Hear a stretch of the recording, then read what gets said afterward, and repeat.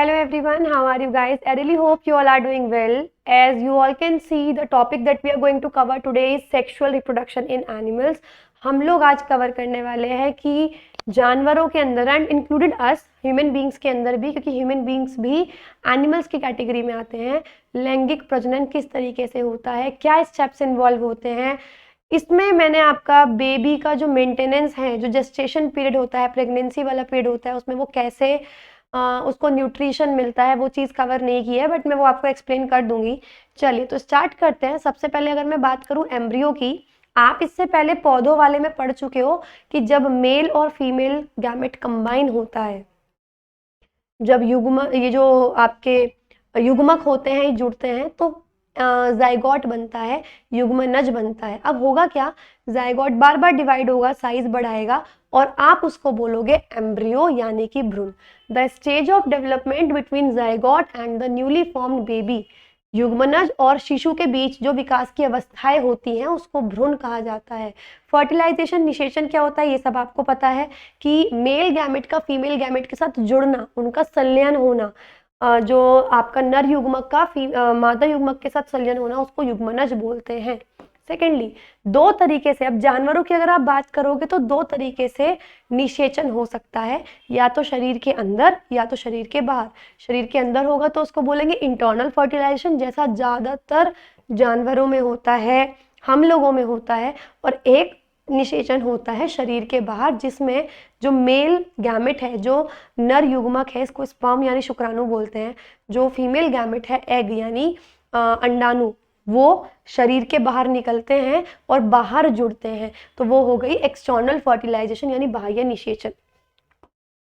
In external, the fertilisation which occurs outside the female body, जो मादा के शरीर के बाहर हो उसको बाह्य निषेचन कहा जाता है। जैसे मेंढक और मछलियों में जो नर मेंढक होता है वो स्पर्म्स को, शुक्राणु को पानी में रिलीज करता है, और जो मादा शुक्राणु होती है, जो मादा मेंढक होती है, वो उन जो एग है वो एग रिलीज करती है पानी के अंदर।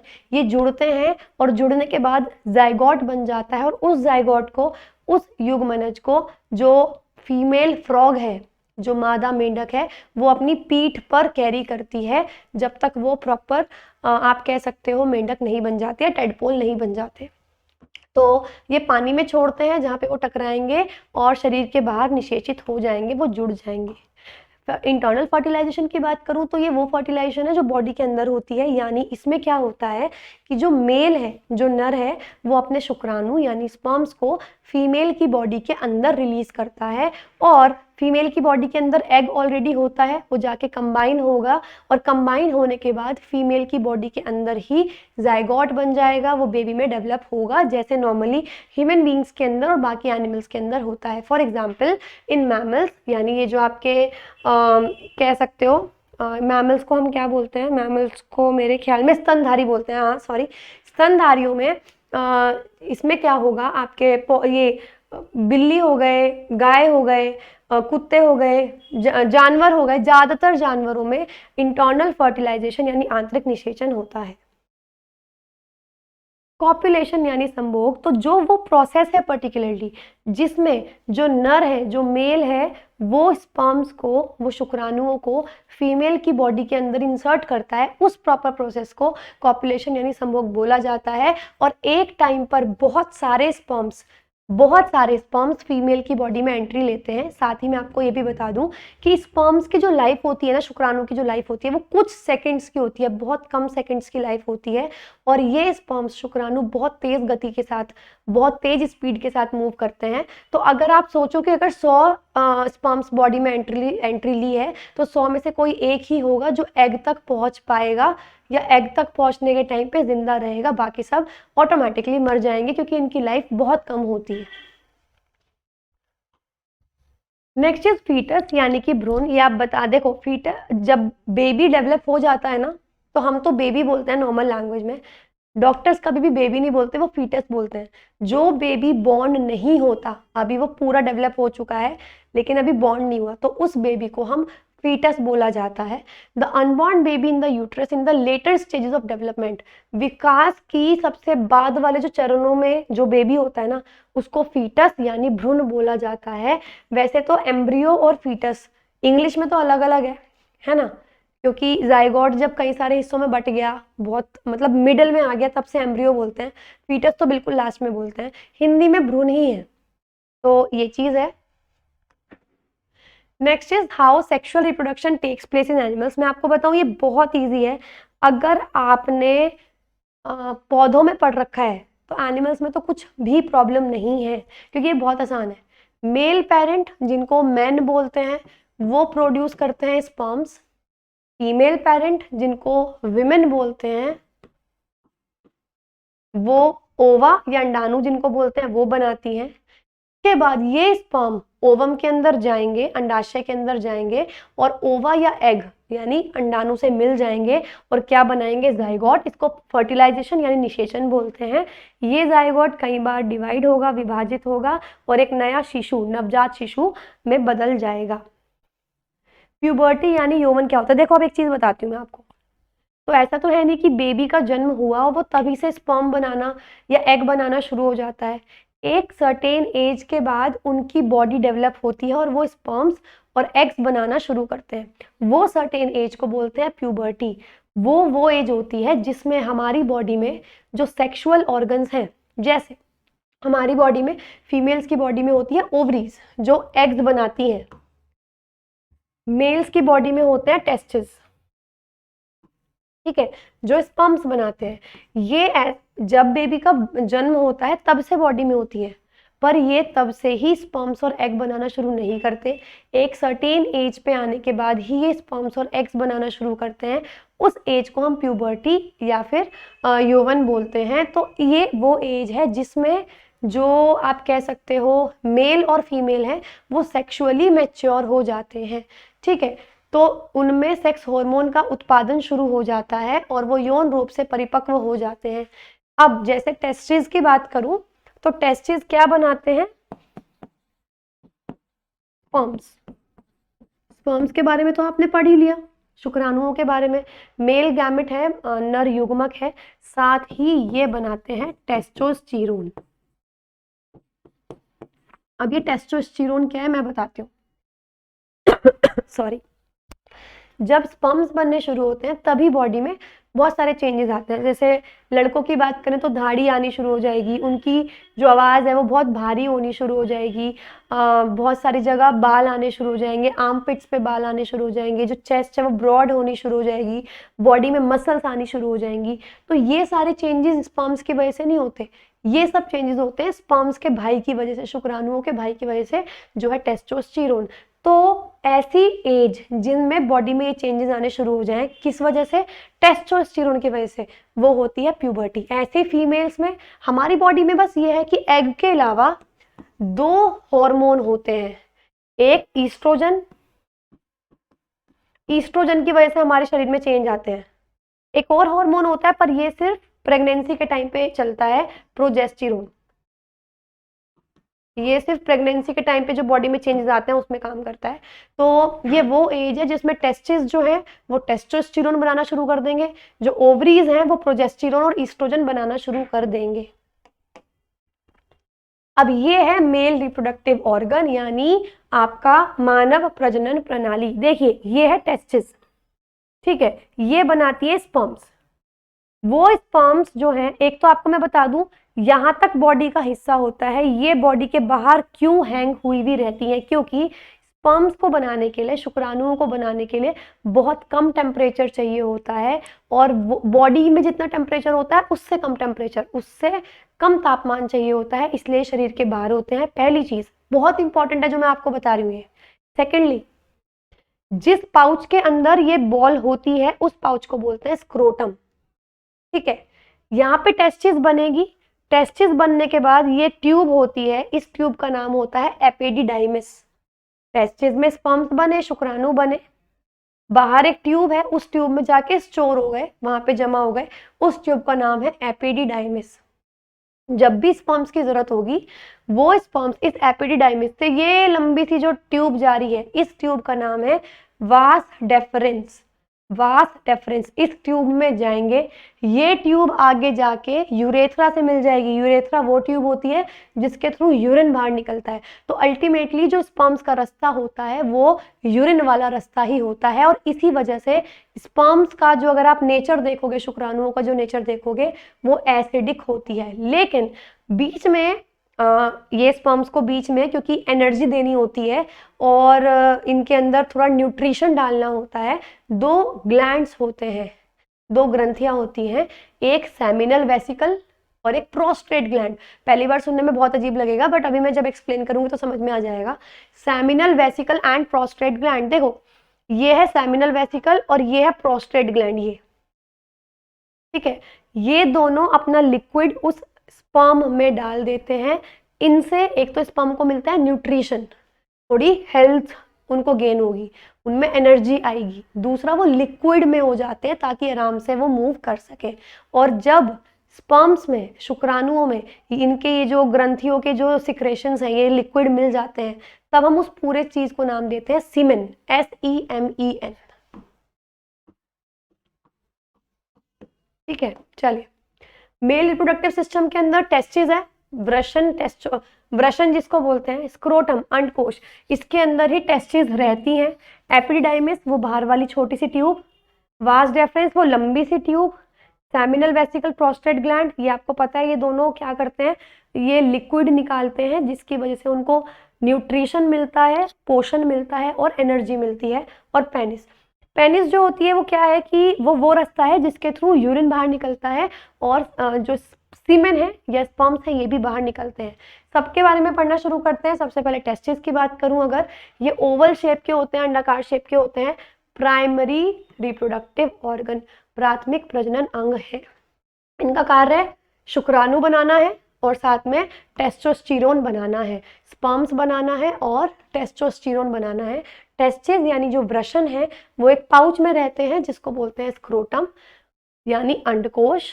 इसी के साथ ये शरीर के उदर गुहा के बाहर स्थित होती है, मतलब जहाँ पेट खत्म होता है उसके बाहर क्यों मिलती है, ये बॉडी के बाहर क्यों रहती है, क्योंकि स्पर्म बनाने के लिए लोअर टेम्परेचर चाहिए होता है, कम तापमान चाहिए होता है। एपिडिडाइमिस अधिवृषण, the sperms formed in the testis come out and go into a, epididymis क्या थी, वो छोटी सी ट्यूब जो टेस्टिस से चिपकी हुई थी, उसी में स्पर्म्स जाके रुक रहे थे। तो वृषण में जो शुक्राणु बनते हैं वो बाहर आते हैं और अधिवृषण नामक नलिका में चले जाते हैं, वो एपिडिडाइमिस में चले जाते हैं और वहां पर स्टोर हो जाते हैं। नेक्स्ट इज वास डेफरेंस और स्पर्म डक्ट। वास डेफरेंस क्या था आपको मैंने बताया था, वो जो लंबी सी ट्यूब थी उसको वास डेफरेंस बोलते हैं, जो स्पर्म्स को यानी शुक्राणु को टेस्टिस से उठाएगी और यूरेथ्रा तक यानी जो आपकी मूत्र नली होती है वहां तक पहुंचाएगी। सेम इसके दौरान सेमिनल वेसिकल और प्रोस्टेट ग्लैंड जो है वो अपना स्राव निकालते हैं, जिनकी वजह से स्पर्म्स अब लिक्विड में होते हैं, जो शुक्राणु हैं अब वीर्य नामक तरल में होते हैं। इसी के अलावा इनका मेन काम क्या है, पोषण प्रदान करना और उनके परिवहन को आसान करना, उनके ट्रांसपोर्ट को इजी करना, क्योंकि ये ट्यूब्स बहुत ही पतली पतली होती हैं। Penis, urethra carries sperms to penis, मूत्र मार्ग शुक्राणु को लिंग तक लेकर जाता है, जो कि वेजाइना, विमेन के अंदर जो रिसीविंग पार्ट होता है, जो कि स्पर्म्स को रिसीव करता है, शुक्राणुओं को ग्रहण करता है, उसको हम बोलते हैं वेजाइना यानी योनि।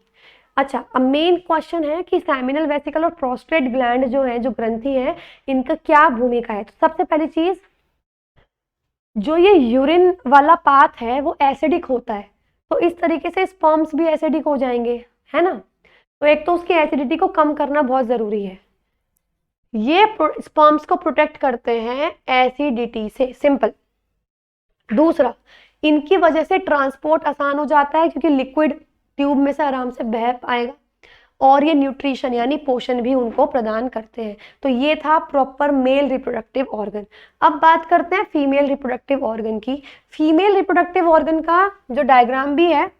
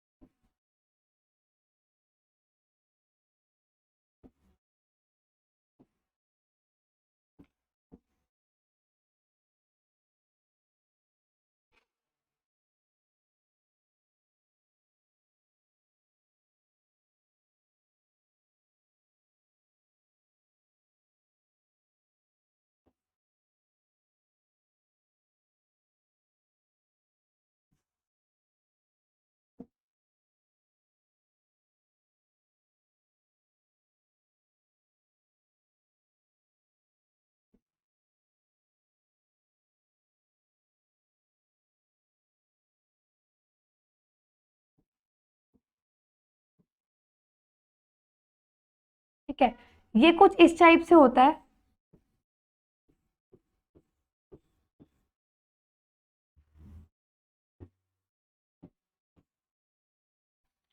ये है हमारी ओवरीज,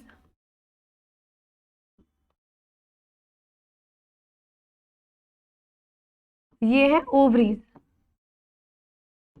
ठीक है। ओवरीज यानी अंडाशय, ये ही है जो एग्स रिलीज करती हैं, जो अंडाणु निकालती हैं। इसके अलावा ये जो आपको ट्यूब दिख रही है फनल शेप की, कुप्पी की शेप की, इन ट्यूब को बोलते हैं फैलोपियन ट्यूब। ये जो ट्यूब है ना, ये ऐसे जो जा रही है इस शेप में, ये ट्यूब होती है फैलोपियन ट्यूब। जब भी ओवरीज आपकी जो ये अंडकोश है, अंडाशय है, ये एग्स निकालती है, अंडाणु निकालती हैं, तो ये जाते हैं आपके फैलोपियन ट्यूब्स में, जिनको ओविडक्ट भी बोलते हैं, डिंब वाहिनी या फैलोपियन ट्यूब। आप ये समझो कि जो अंडे रिलीज होते हैं वो पूरा टाइम यहीं पर रहते हैं, तो स्पर्म्स को इतना रास्ता कवर करना होता है एग तक पहुंचने के लिए, ठीक है।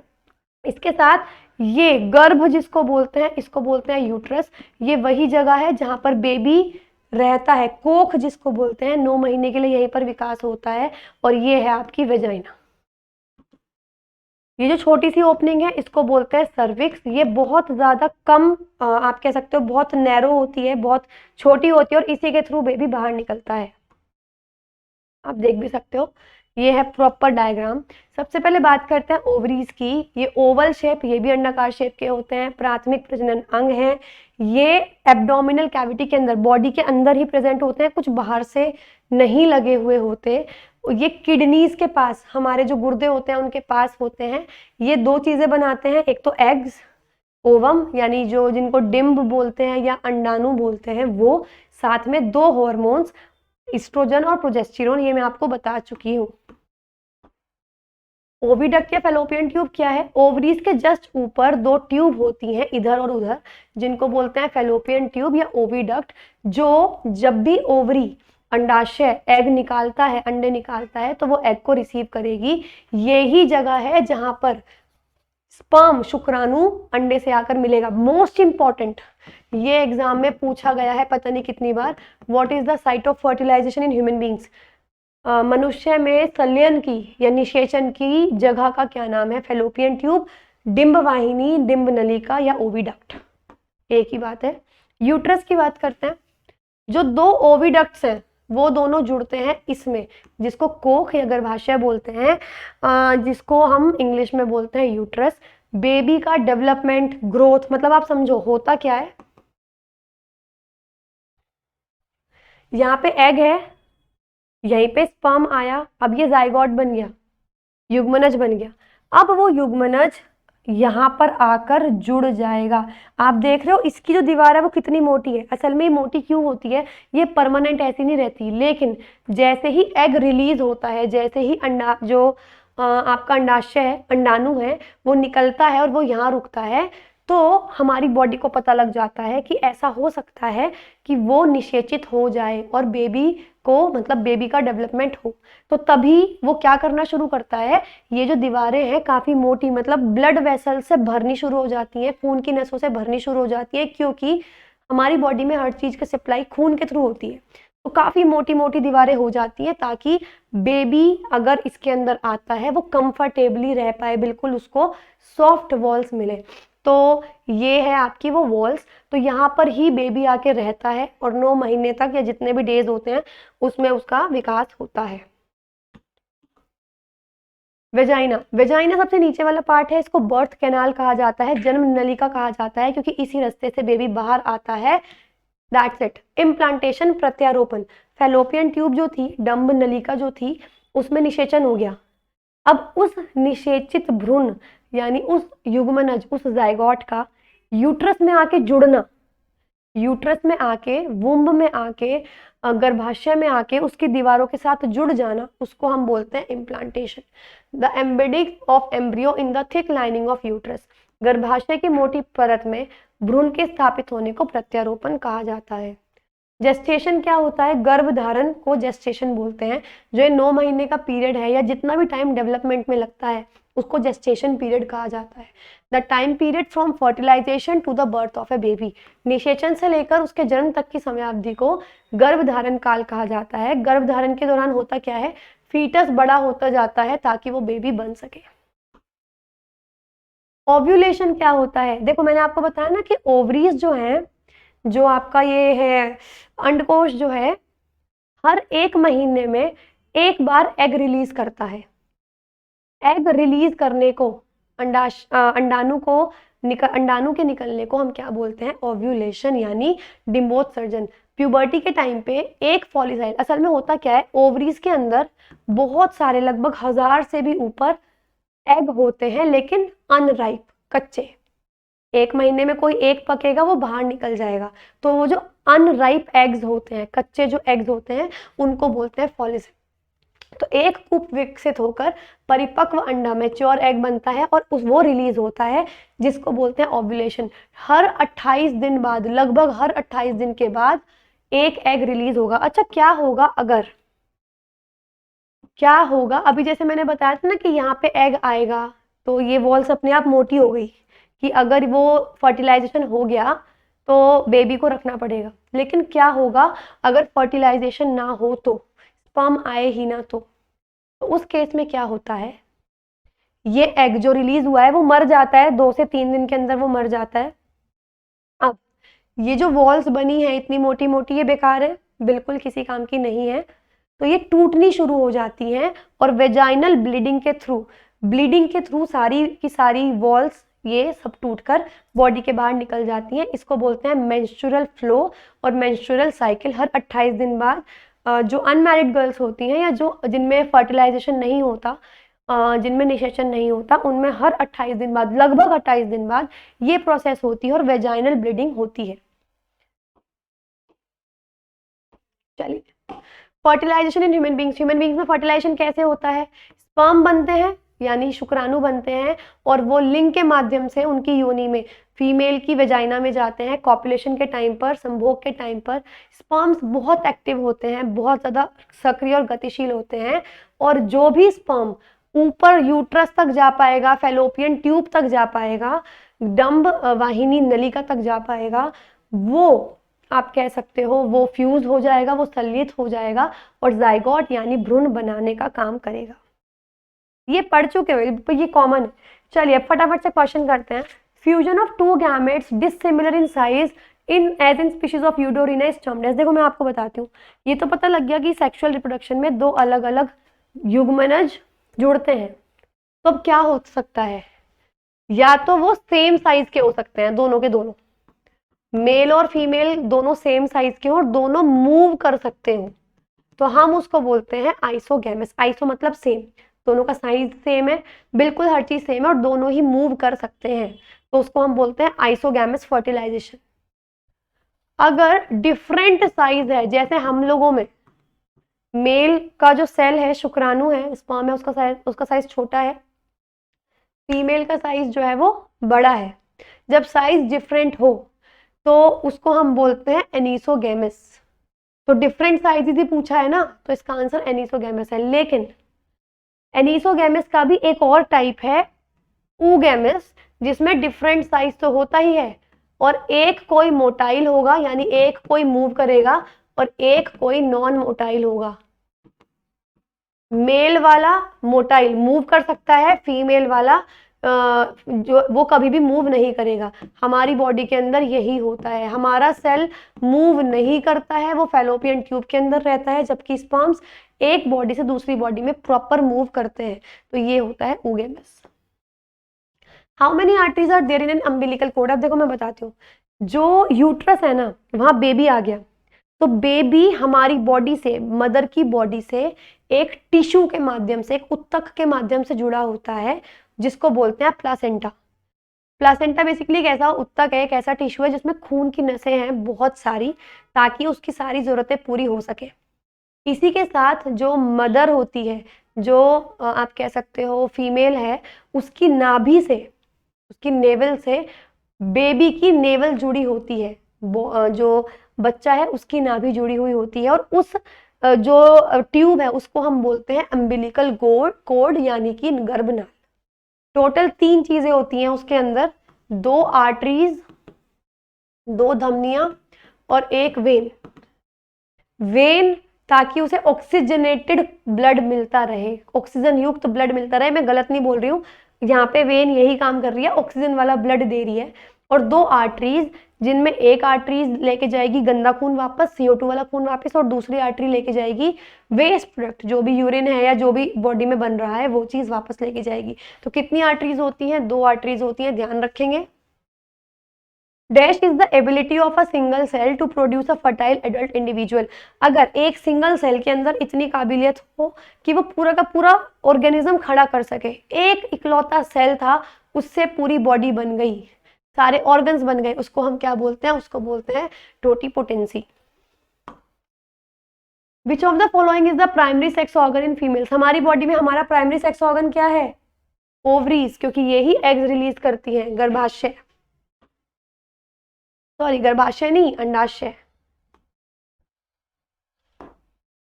Reproduction in humans occurs through which type of fertilisation. हमारी बॉडी में जो निषेचन होता है वो किस प्रकार की प्रतिक्रिया के थ्रू होता है? इंटरनल फर्टिलाइजेशन है, आंतरिक निषेचन है, ये मैं आपको समझा चुकी हूँ। तो गाइज ये थी हमारी आज की वीडियो। आई होप ये टॉपिक क्लियर हो गया होगा।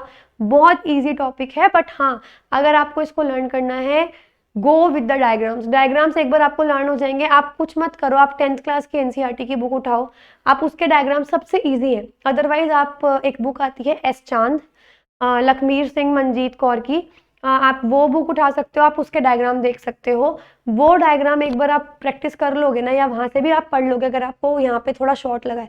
वैसे तो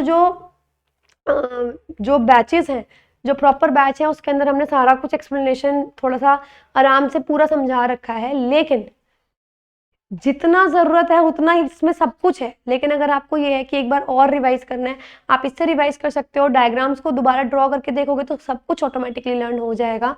खैर, SSC के रिगार्डिंग अपडेट्स के लिए चैनल को सब्सक्राइब करना ना भूलें। इसी के साथ कंप्लीट इन्फॉर्मेशन हर चैप्टर की, topic wise, syllabus wise, everything हमारे जनरल अवेयरनेस के बैच में अवेलेबल है।